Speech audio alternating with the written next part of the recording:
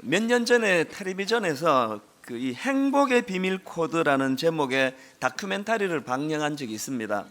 그 프로에서 이제 이 서울 시민의 행복도 조사 이런 제목의 그 설문조사를 소개하는데 그 질문 내용이 이렇습니다. 제일 먼저 나오는 질문이 뭐냐 하니까 인간이 행복하기 위해서 필요한 것이 무엇이라고 생각합니까?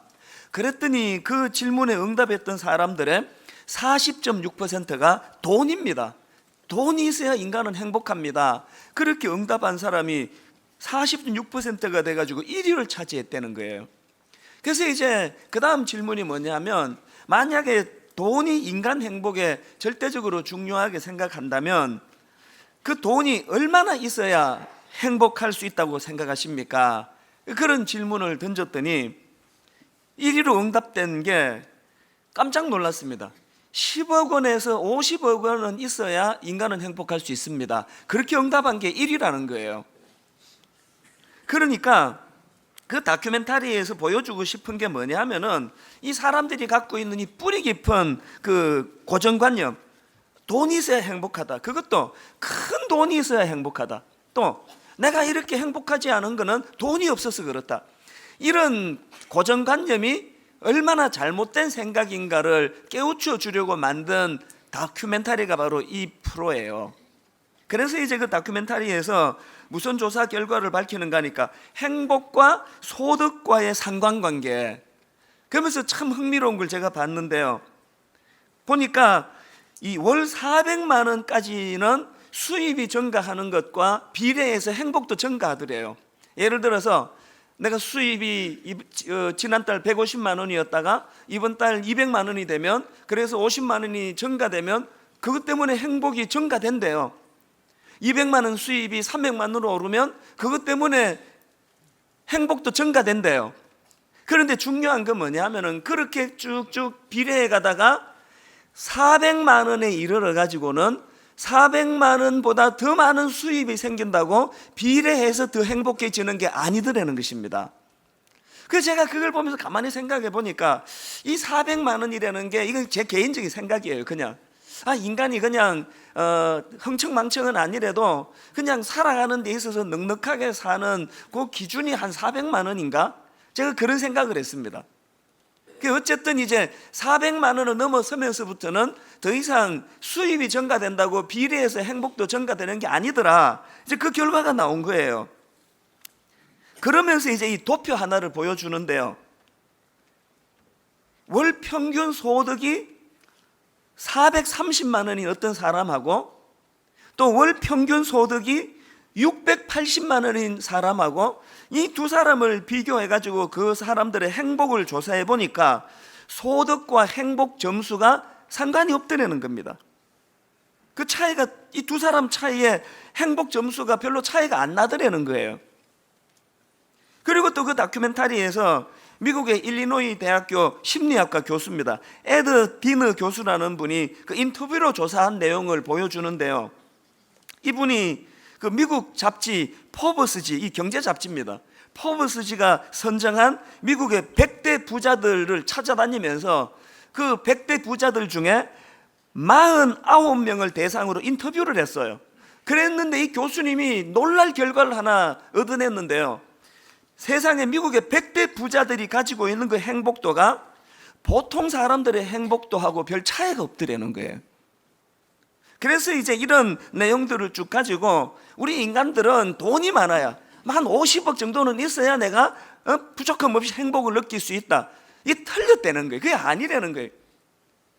삼성그룹의 이건희 회장이 돈이 엄청 많아서 그분은 그래서 엄청 행복하고 나는 수입이 이래서 나는 행복하지 않다, 이 공식이 틀렸다는 거예요.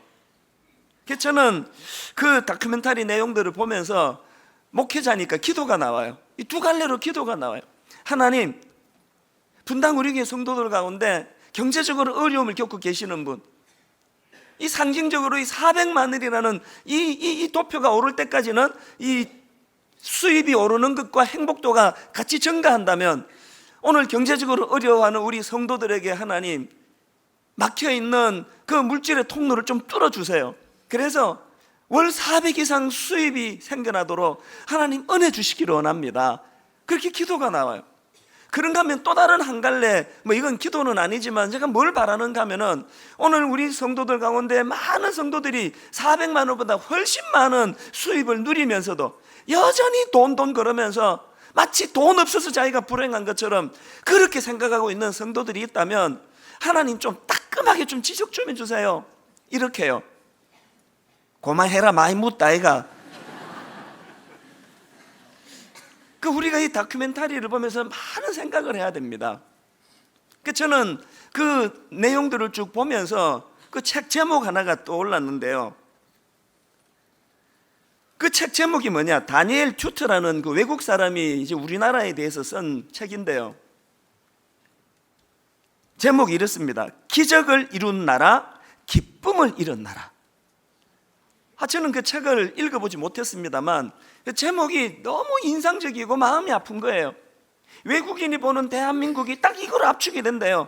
기적을 이룬 나라, 기쁨을 이룬 나라. 우리가 보릿고개 속에 경제적으로 신음하던 한때가 있었지만 기적을 이루었습니다. 그런데 보릿고개를 이렇게 경제적으로 풍요한 것으로 바꾸는 과정에서 기쁨을 잃어버렸다는 거예요.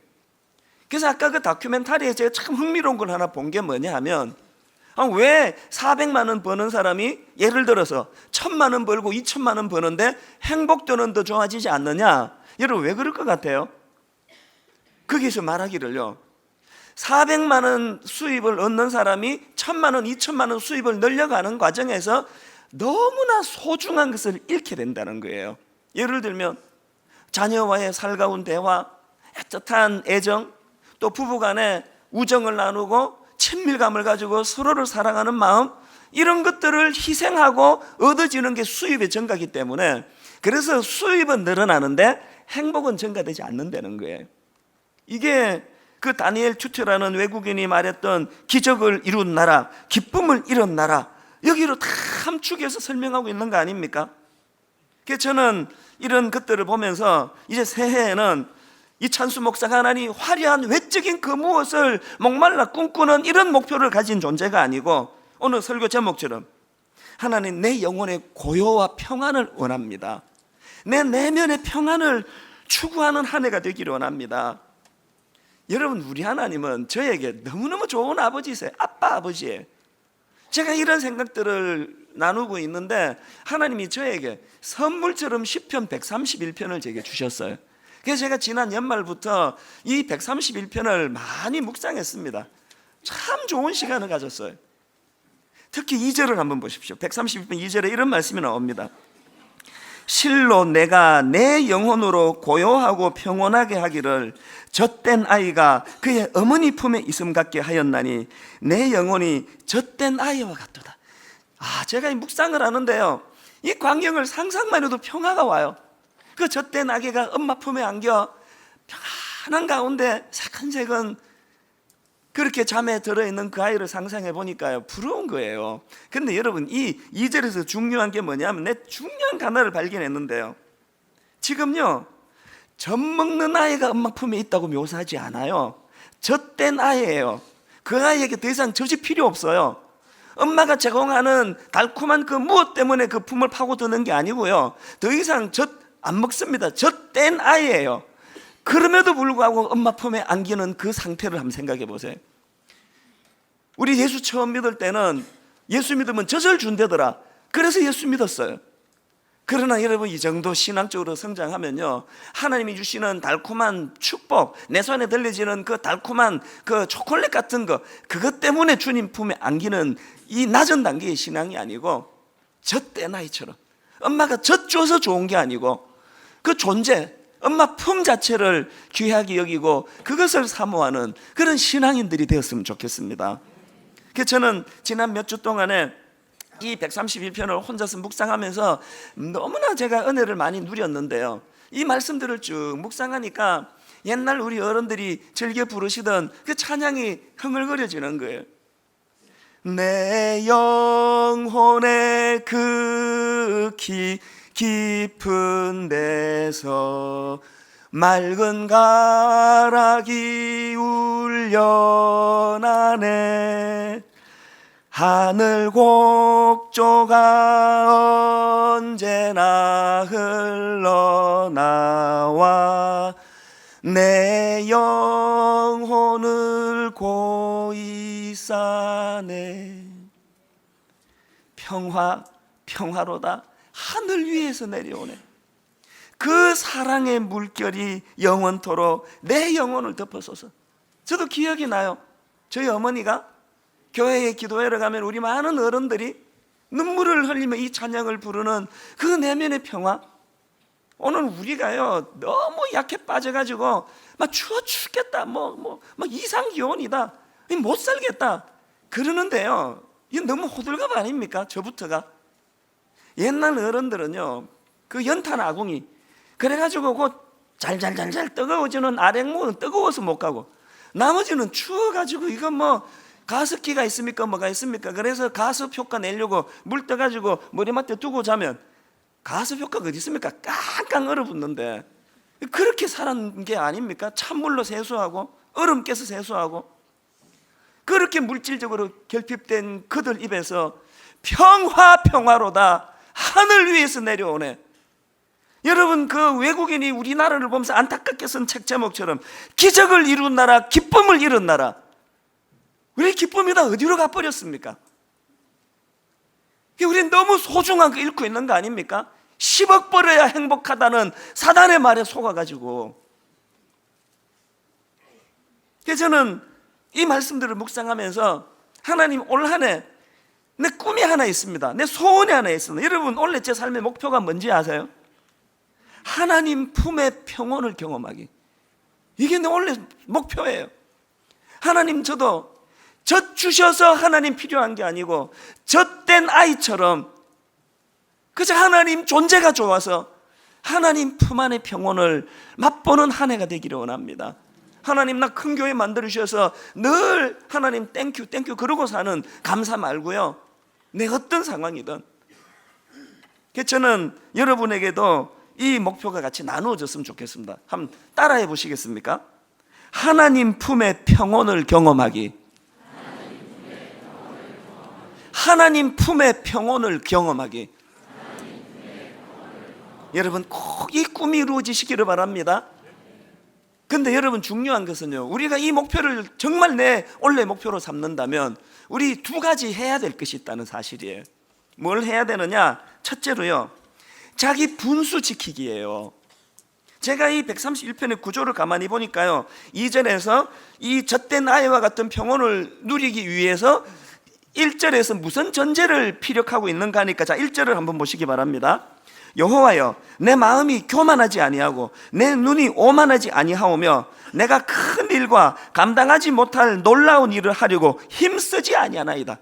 이야, 이게 젖된 아이의 평온을 누리는 전제 조건이에요. 그래서 이걸 내가 여러 번역 성경들을 다 보니까요, 이 1절과 2절의 상관관계가 참 재미있고 묘하더라고요. 자, 쉬운 성경으로 1절 이렇게 번역합니다. 여호와여, 제일 먼저 조건, 내 마음이 허황되지 않으며. 이 허황된 꿈에 부풀어 있는 분들은요, 자기 행복을 빼앗아가는 거예요. 내 마음은 허황되지 않으며 나의 눈은 교만하지 않습니다. 나는 커다란 일들에 관심을 두지 않으며 너무 놀라운 일들에도 관심을 두지 않습니다. 그러고는 2절에서 이 접속사를 보세요. 그 대신 나는 잠잠하고 조용히 있습니다. 내 영혼이 어머니와 함께 있는 젖된 아이와 같습니다. 이걸 표준 세번역으로 보니까 또 이렇게 번역합니다. 1절, 주님, 이제 내가 교만한 마음을 버렸습니다. 오만한 길에서 돌아섰습니다. 그 다음 보세요. 너무 큰 것을 가지려고 나서지 않으며 분에 넘치는 놀라운 일을 이루려고도 하지 않습니다. 그리고 2절에서 오히려 1절과 2절을 연결하는 가교 같은 표현이에요. 오히려 내 마음은 고요하고 평온합니다. 젖된 아이가 어머니 품에 안겨 있듯이 내 영혼도 젖된 아이와 같습니다. 자, 여러분, 2절 초반에 여기 나오는 그 대신이라는 표현, 오히려라는 표현, 이게 뭘 강조하는 거겠습니까? 네가 2절에서의 그 젖된 아이와 같은 평온을 진짜 원하냐? 이게 원래 너의 진짜 목표냐? 1절에서의 그 허황한 마음, 그 부푼한 그 분수를 모르는 이 생활 태도를 고쳐야만 된다. 이게 성경이 우리에게 주시는 경고의 메시지예요. 제가 참 놀라운 건요, 이런 성경의 이 경고의 메시지들을요, 오늘 우리 시대에 세계적으로 유명한 석학들이 이 성경 말씀을 증명해 내는 것 같아요. 제가 최근에 읽은 책 중에서 위대한 기업은 어디로 갔을까? 이런 제목의 책이 있는데, 이 책의 저자는 유명한 짐 콜린스, 미국 스탠퍼드 대학교 경영대학원의 교수, 세계적으로 그 경영 컨설트를 잘하기로 유명한 교수 아닙니까? 이분이 쓴 책이에요. 이 책에서 이 짐 콜린스 교수는 뭘 이제 그 연구를 하는가 하면은, 왜 한때 잘 나가던 대기업들이, 위대한 기업들이 몰락해 가고 있느냐, 왜 한때 잘 나가던 기업이나 역사상 가장 위대한 기업들 상당수가 몰락했을까? 이 문제 제기를 이제 가지고 수년에 걸쳐서 이제 프로젝트를 가지고 연구를 한 거예요. 그래서 이 교수가 내린 결론이 뭐냐 하니까요, 그 책에 보니까 이 기업이 몰락하는 과정을 5단계로 그려요. 그 중에 제일 기업이 몰락하는 첫 번째 단계가 뭐냐? 성공으로부터 자만심이 생겨나는 단계. 그렇게 기록합니다. 그 내면에서 일어나는 거예요. 우쭐해지는 거예요. 나 이제 큰 교회 만들었다는 거 아닙니까? 이거 표 안 나요. 그것도 가정교육이 있어가지고 절대로 내색은 안 해요.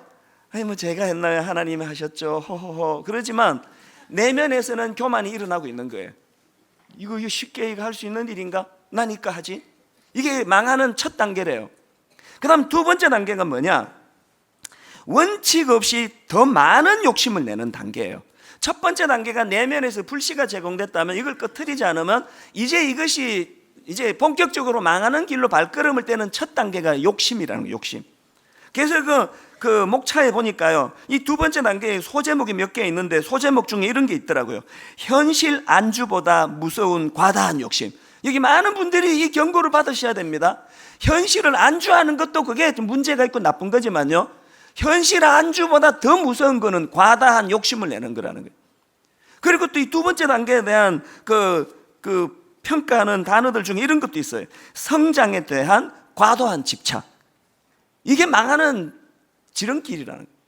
그래서 이제 이게 세 번째 단계로 넘어가면은 위험과 자기 가능성을 부정하는 단계로 들어간다는 거예요. 이게 정교한 그 배틀처럼 짜여 있는 걸 느껴요. 마음에 있는 이 교만이 이게 사그라들지 않으면 욕심으로 표출이 되고, 이 욕심이 현실에 누구나 다 볼 수 있는 위험을 볼 수 없이 눈을 가리게 만들어 버린다는 거예요. 그래서 그 책 맨 앞 페이지에 보면은 이런 굵은 글씨의 타이틀이 있는데 이렇습니다. 승승장구하느냐, 콤마, 실패하느냐, 콤마.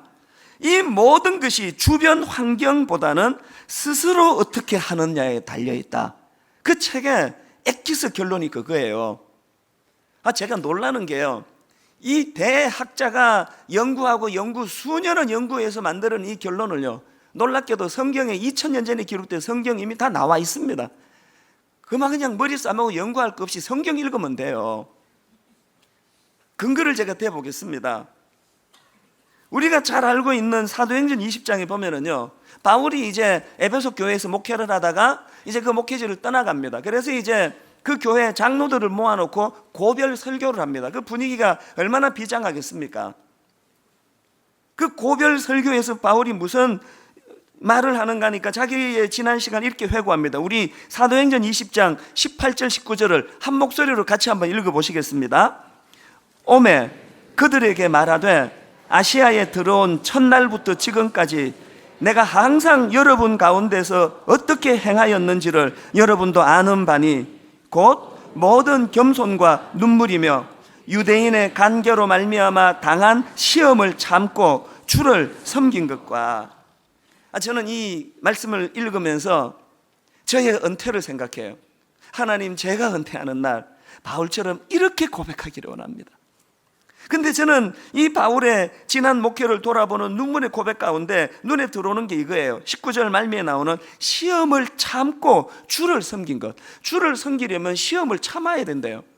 근데 여기서 이 시험이라는 이 표현이, 단어가 굉장히 중요한데요, 이게 원어인 헬라어로 보면은 페이라스모스라는 단어예요. 이게 왜 의미가 있는가 하면은요, 송신대 신약학 교수를 지냈던 유상섭 교수라는 분이 쓴 책이 있습니다.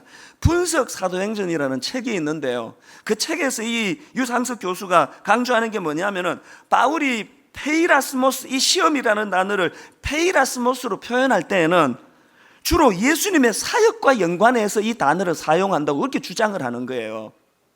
그러고 보면요, 누가복음 4장에서 예수님이 마귀에게 시험 당했던 대표적인 시험 아시죠? 공생애 시작하기 전에 3가지 시험을 당하시잖아요.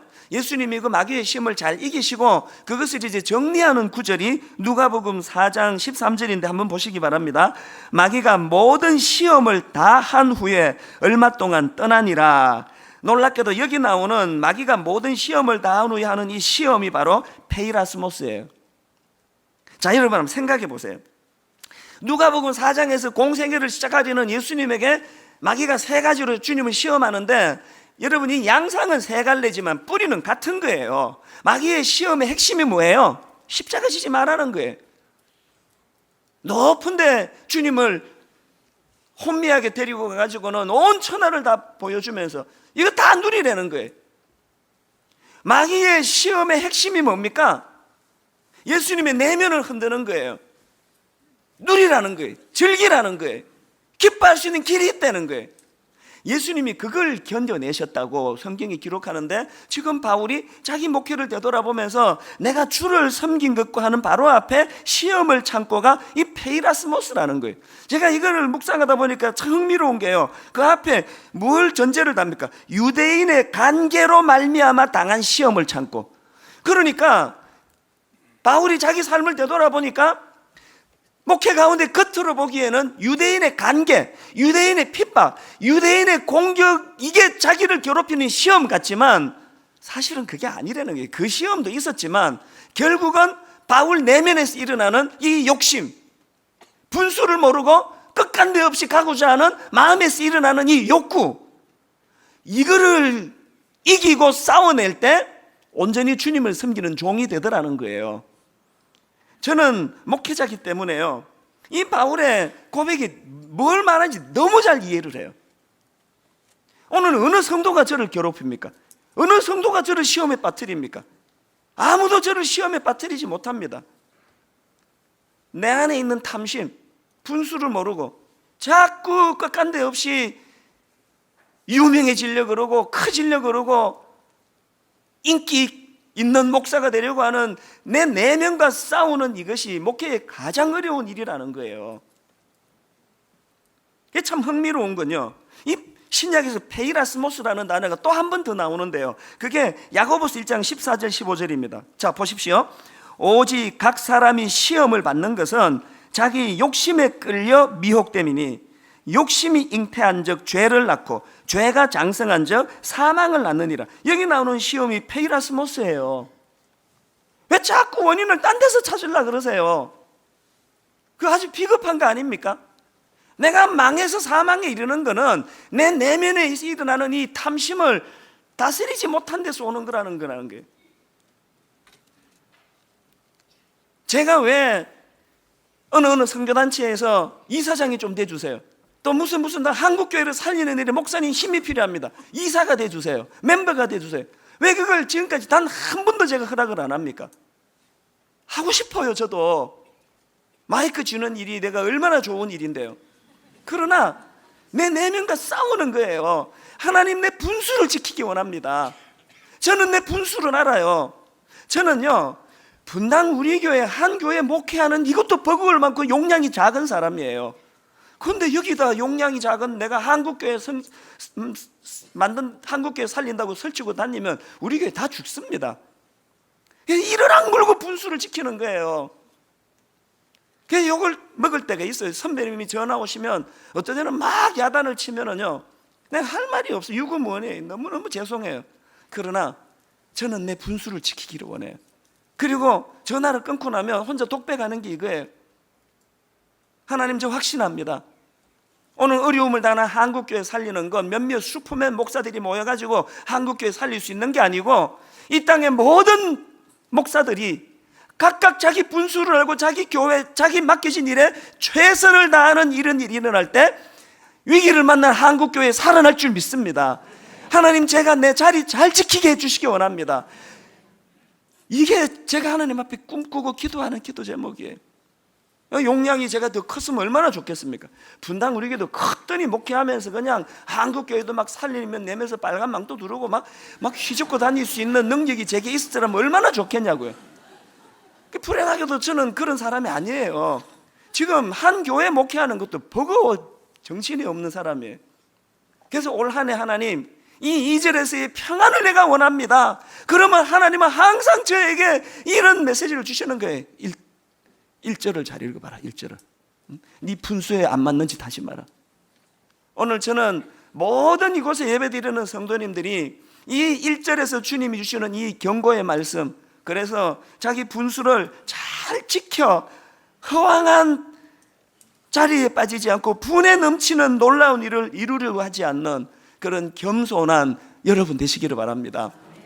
제가 이걸 이렇게 묵상을 하는데요, 무슨 목사가 자꾸 유행가가 생각이 나는 거예요.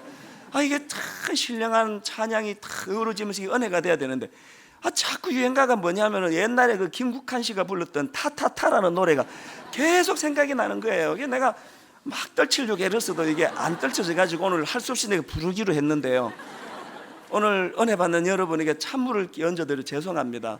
제 이름이 찬수. 그냥 불러드릴게요.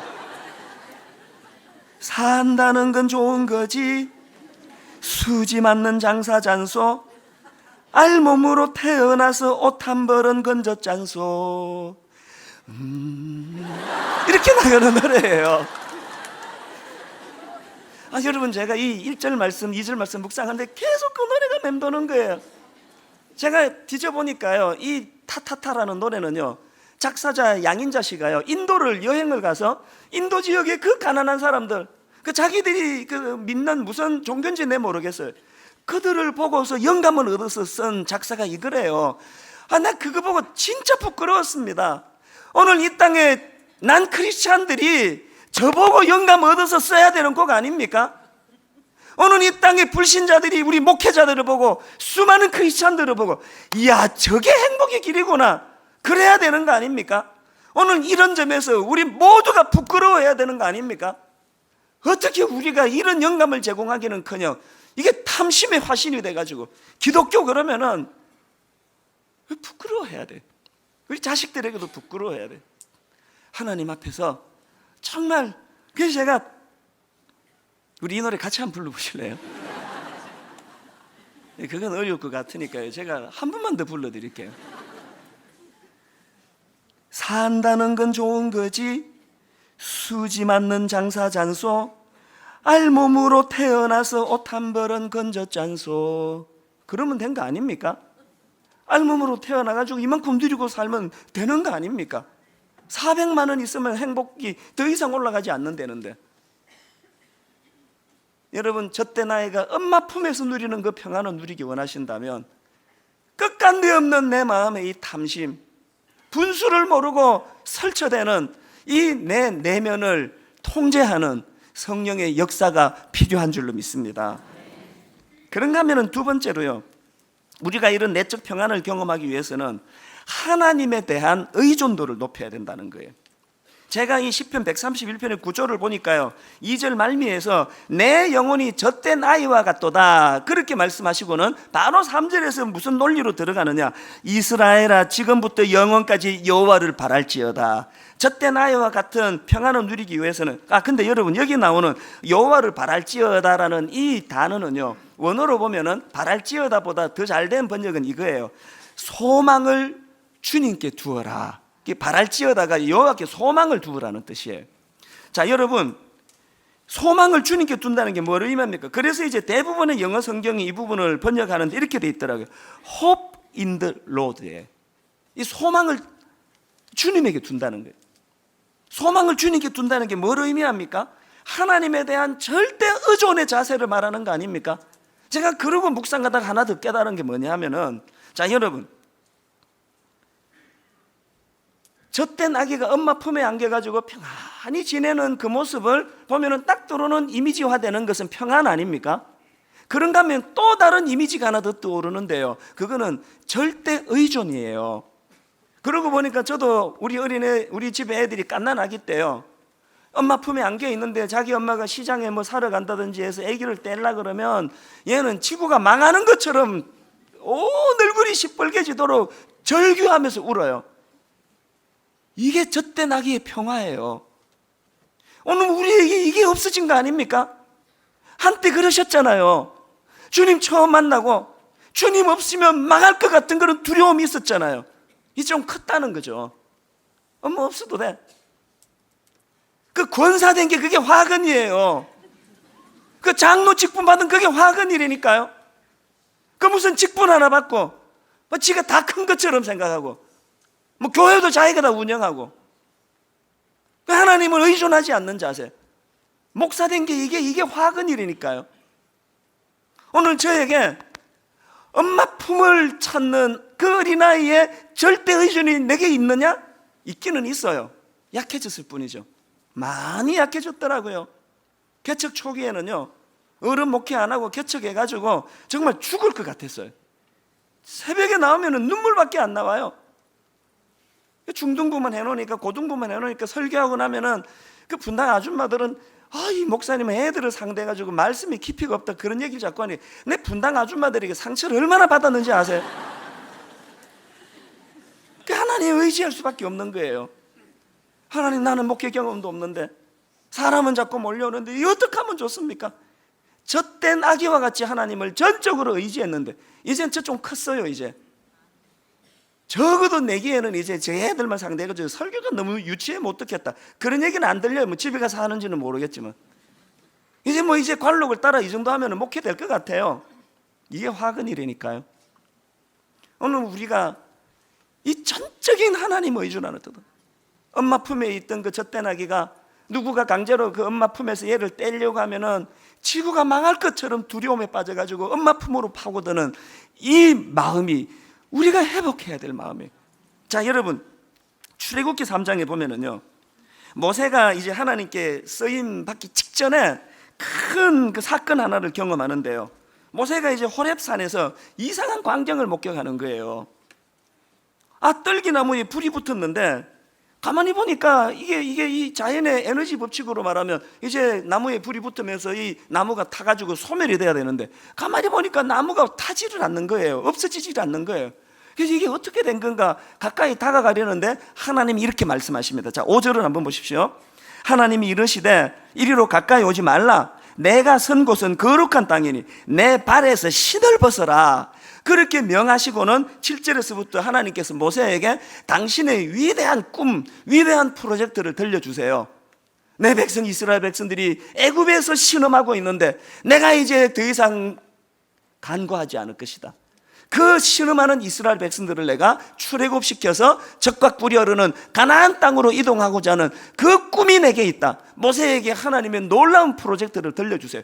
그러면서 10절에서 놀라운 말씀을 모세에게 주십니다. 이제 내가 너를 바로에게 보내어 너에게 내 백성 이스라엘 자손을 애굽에서 인도하여 내게 하리라. 내 그 큰 꿈을 너를 통해 이루겠다는 거예요. 저는 확신합니다. 모세가요, 이 10절을 기준으로 자기 인생의 전반부와 후반부로 나누어 주시다고 생각합니다.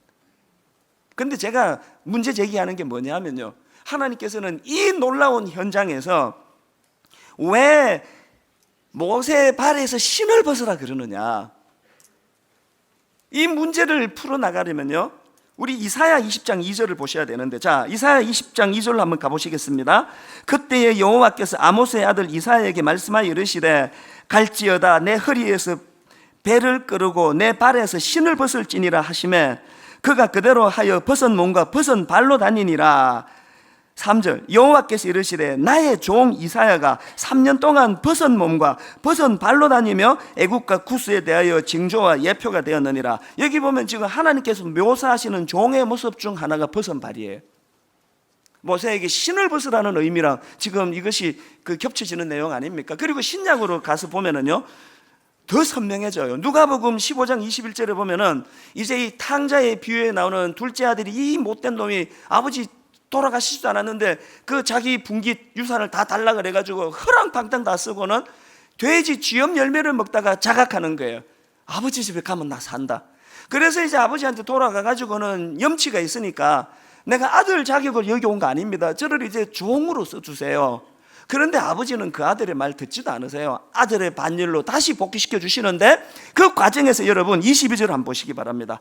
아버지는 종들에게 이르되 제일 좋은 옷을 내어다가 입히고 손에 가락지를 끼우고 그 다음에 발에 신을 신기라. 뭘 의미할까요? 여기에서 우리가 내릴 수 있는 결론이 뭐냐? 왜 하나님은 엄청난 그 사역 사명을, 민족을 해방시키는 그 일에 모세를 쓰시면서 네 발에 신을 벗으라 그러셨느냐? 하나님 주시는 메시지는 이거예요. 이제 네가 앞으로 그 엄청난 이스라엘 민족의 지도자로서 그 60만 이스라엘 백성들이 너를 하나님처럼 떠받들고 너의 말에 순종하며 대지도자로 네가 걸어갈 것이다. 그때마다 네가 기억해라. 아무리 많은 사람이 너를 추종해도 너는 하나님이 아니고 종이라는 신분은 잊지 말아라. 네 발에 신을 벗어라. 오늘 한국 교회가 이렇게 된 것은 교회가 커지면서 벗었던 신발을 도로 집어 신는 종들이 많아져서 그런 거예요. 분당 우리 교회 이찬수 목사가 겸손히 개척 초기에 벗었던 신발을 다시 꺼내서 신고 있지 않은가? 이걸 두려워하는 거예요. 모든 사람들이 저를 우상처럼 떠받던다 할지라도 나는 하나님이 위치에 설 자가 아니고 모세의 위치에 있을 자라는 사실을 자각하는 것. 이게 내 마음의 평온을 빼앗기지 않는 결정적인 열쇠가 된다는 거예요. 오늘 여러분 가정에서 평안이 다 빼앗겼어요. 왜 뺏긴지 아세요? 분수를 지키지 않아서 그래요. 왜 남편에게 세상에서 제일 좋은 남편 되기를 이런 분수에 안 맞는 요구를 하시느냐고요. 자기가 세상에서 제일 좋은 아내가 아니면서, 자기는 세상에서 평균 이하의 남편이면서 왜 아내는 세상에서 흠도 티도 없는 그런 아내가 되기를 요구하느냐고요. 그 분수에 안 맞는 요구 아닙니까? 자녀 교육, 왜 평안이 다 빠졌습니까? 왜 자녀 교육에 분수에 안 맞는 신을 신고 자녀를 교육하느냐고요. 걔가 성적 그렇게 나온 게, 여러분 그 중고등학교 때 성적 다 잊어버렸습니까? 자기 분수에 안 맞는 걸 애들에게 요구하면서 평안이 깨지는 거 아닙니까? 저는 올 한 해 젖된 아이가 엄마 품에서 누리는 그 평안을 제가 누리기 원해요. 그래서 이 두 가지를 갈망합니다. 하나님, 제가 분수를 지키기 원합니다. 교회 커졌다고 뭐 트럭을 몬다고 내가 거인이 됩니까? 교회 커지는 거랑 나랑 무슨 상관이에요? 트럭을 몰든 티코를 몰든 운전수하고 차하고는 상관이 없는 거 아닙니까? 하나님, 교회 커졌다고 제가 거인으로 착각하는 우를 범하지 않기 원합니다. 이게 내 평안을 유지하는 비결이에요. 그런가 하면 또 하나, 하나님, 전적으로 주님 의지하기 원합니다. 젖된 아이가 그 어미와 자기를 분리시키려고 할 때 절망하며 엄마 품에 안겨드는 그 태도가 하나님을 향한 저의 태도가 되기를 원합니다. 이것이 우리 평안을 유지하는 비결인 줄 믿습니다. 저는 결론을 맺으면서, 여러분 아까 불러드렸던 찬송가 412장 3절에 보니까 내 영혼의 평화가 넘쳐남은 주의 큰 복을 받음이라. 그 다음 보세요. 내가 주야로 주님과 함께 있어 내 영혼이 편히 쉬네. 젖된 아이예요. 뭘 주셔서가 아니에요. 내가 주님과 함께 있으면 평안이 회복될 줄로 믿습니다. 오늘 말씀을 생각하시면서 우리 이 찬양 같이 불러볼 텐데요, 오늘 빼앗긴 평안을 되찾는 축복의 찬양이 되기 원합니다. 이렇게 노래합니다. 내 영혼의 그 깊은 데서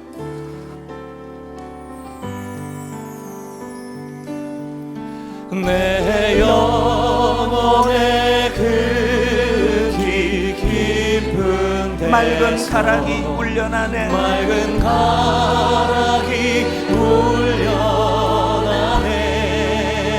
하늘 곡조가 언제나 흘러나와 곡조가 언제나 내 영혼을 고이 싸네. 사랑하는 여러분, 젖된 아이가 누리는 엄마 품의 평안을 누리기 바랍니다. 평화로다.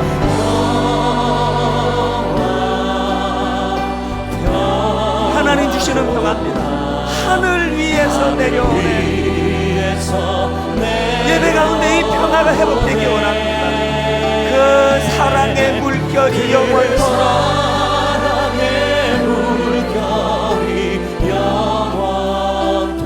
내 영혼을 돋소서. 내 마음속에 솟아난 이 평화는 내 마음속에 솟아난 이 평화 깊이 묻힌 보배로다. 깊이 묻힌 보배. 여러분, 하나님 주시는 평안의 특징이 이거예요. 나의 보화를 캐내어 가져갈 자 아무도 없습니다. 아무도 못 가져갑니다. 그 아무도 없으리라. 여러분이 평안을 받아 누리시기 바랍니다. 평화로다.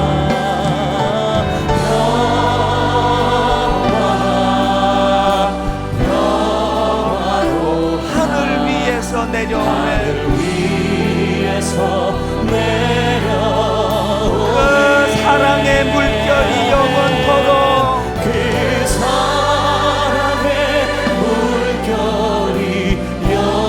내 영혼을 덮어소서. 여러분, 더 절박하게 사모하며 이렇게 고백합니다. 평화로다.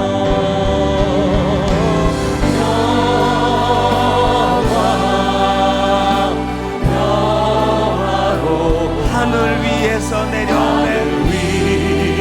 오늘 예배 가운데 빼앗긴 평안을 다 되찾아오시기 바랍니다. 그 사랑의 물결이 영원토록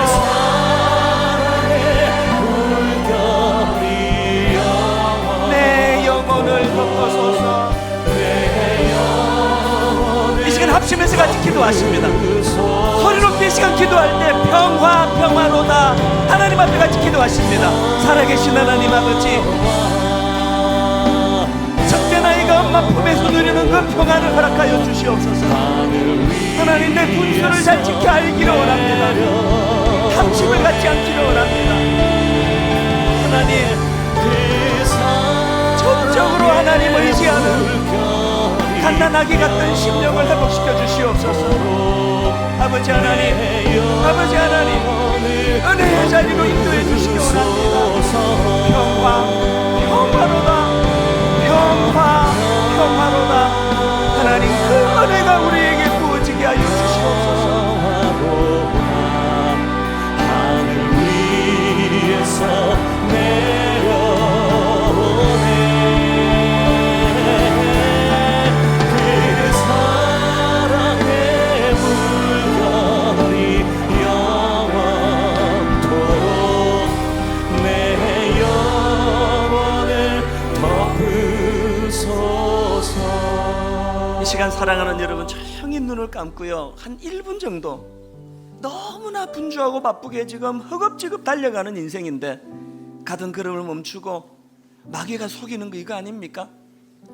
400만 원이면 평안을 유지할 수 있는데 10억에서 50억을 네가 누려야 평화로워진다. 거기에 속아가지고 정작 소중한 걸 잊고 사는 거 아닙니까? 하나님, 내 분수를 잘 지켜 알기를 원합니다. 400만 원, 상징적으로 400만 원 이상의 욕심내지 않는 인생 되기 원합니다. 이미 주신 은혜 감격하며 살기 원합니다. 남편에 대하여 분수를 지키며 바라셔야 돼요. 아내에 대하여 이만한 아내 주신 거 하나님, 내 더 이상 바라지 않을 내게 가장 적합한 은혜인 줄로 믿습니다. 자녀에 대해서, 자녀는 부모에 대해서 이 시간 깊이 자기를 돌아보고 묵상하는 이 시간 가운데 하나님께서 여러분에게 10억, 50억 모은 사람에게 주지 않으신 하나님의 평안을 선물로 주시기 바랍니다. 여러분에게 이 평안이 임하게 되면 젖된 아기가 엄마 품에 안겨 평안한 삶을 누리듯 그 은혜가 임하게 될 줄 믿습니다. 하나님, 오늘 예배하는 모든 주의 자녀들에게 그 평안의 은혜를 허락하여 주시옵소서. 예수님 이름으로 기도드립니다. 아멘. 우리 다 자리에서 일어나셔서 이 하나님의 평안을 바라보는 자들이 되시면 좋겠습니다. 하나님의 사랑을 사모하는 자, 하나님의 사랑을 사모하는 하나님의 평안을 바라보는 자, 하나님의 평안을 바라보는 너의 모든 것 창조하신 우리 주님이 모든 것 창조하신 우리 주님이 너를 얼마나 사랑하시는지, 얼마나 사랑하시는지 하나님께 찬양과 경배하는 자, 하나님께 찬양과 경배하는 하나님의 선하심을 닮아가는 자, 하나님의 선하심을 닮아가는 너의 모든 것 창조하신 우리 주님이 모든 것 창조하신 우리 주님이 너를 자녀 삼으셨네. 너를 자녀 여러분, 아버지 하나님 품에 안겨 평안을 누리시기 바랍니다. 하나님 사랑의 눈으로 사랑의 눈으로 너를 어느 때나 바라보시고 어느 때나 바라보시고 하나님 인자한 비로소 언제나 너에게 기울이시니 어두움의 밝은 빛을 비춰주시고 너의 작은 신음에도 응답하시니